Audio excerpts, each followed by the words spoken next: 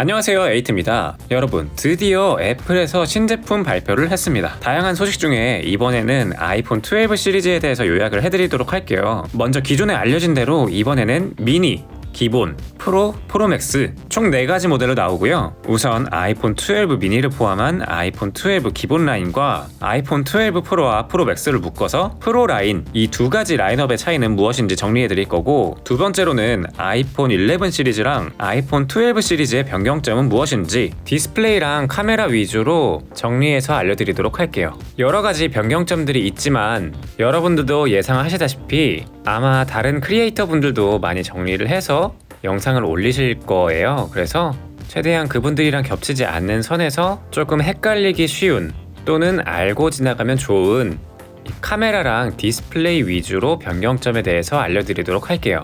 바로 갈게요.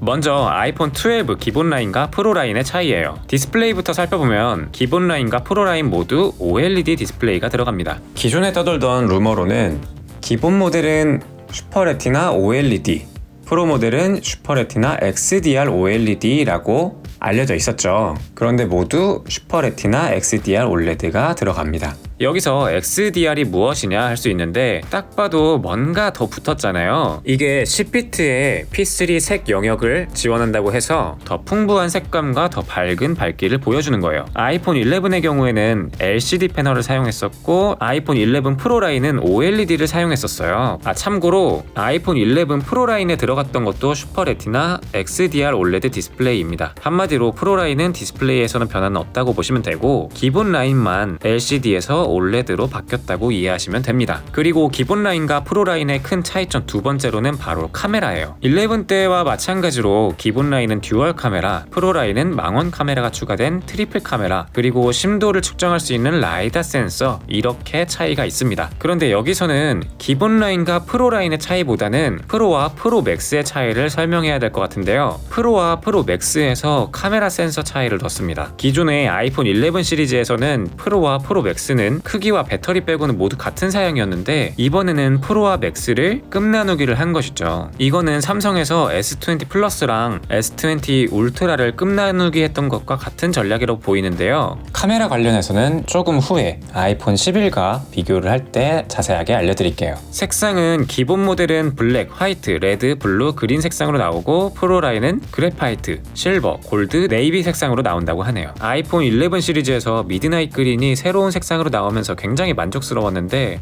이번에 네이비 색상을 실물로 보면 어떨지 기대가 됩니다. 다음으로는 아이폰 11 시리즈와 아이폰 12 시리즈 차이에 대해서 알려드릴게요. 일단 첫 번째로는 디자인이 달라졌죠. 아이폰 11 시리즈는 둥글둥글한 유선형 디자인이었는데, 아이폰 12는 목업으로 보여드린 것처럼 각진 디자인이 되었습니다. 아마 아이폰 옛날 디자인을 그리워하시던 분들이라면 훨씬 더 고급져진 색감에 디자인은 옛날 각진 디자인이 적용된 아이폰을 만나볼 수 있겠네요. 자, 그리고 두께도 바뀌었는데요. 기존 아이폰 11 프로를 기준으로 두께가 8.1mm 였다면 이번에 나오는 아이폰 12는 7.4mm로 무려 0.7mm나 줄어들었습니다. 겨우 0.7mm라고 보기보다는 10% 가까이 줄였다는 거는 엄청난 거라고 보여지고요. 이거는 실제로 손으로 잡았을 때 차이가 느껴질 만한 두께 차이일 것 같습니다. 이거는 실제품 오면은 핸즈온 영상으로 리뷰 알려드리도록 하겠습니다. 다음으로는 카메라 바뀐 점에 대해서 알려드릴게요. 아마 스펙만 보신다면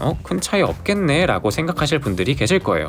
화소수는 그대로지만 조리개가 커졌습니다. 한마디로 더 밝은 사진을 찍을 수 있게 된 것이죠. 거기다가 망원 카메라 성능이 특히 좋아지고, 아이패드 프로 라인에 들어갔던 라이다 센서가 들어가고, 거기다가 A14 바이오닉 칩셋 성능으로 인해서 후처리 능력까지 더 좋아지면서 특히 인물 사진이 훨씬 업그레이드가 될 것으로 보입니다. 특히나 이미지 센서가 더 커진 프로 맥스의 경우에는 갤럭시에서 그랬던 것처럼 카메라 성능을 더 극한으로 끌어올렸다고 하는데요.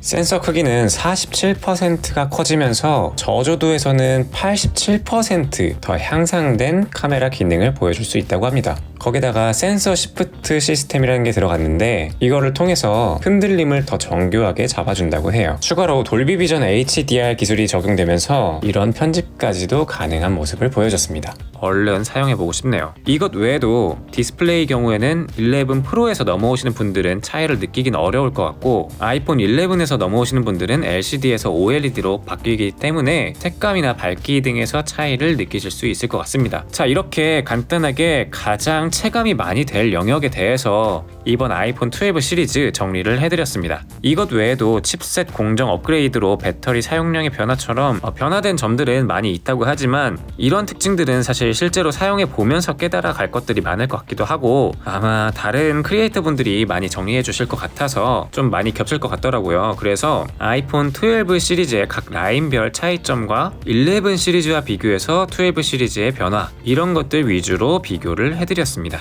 실제품 빠르게 공수해서 리뷰로 돌아오도록 할게요. 자, 이번 영상은 여기까지고요. 제 영상이 도움이 되셨거나 에이트를 더 보고 싶다 하시는 분들은 좋아요와 구독 부탁드립니다. 감사합니다.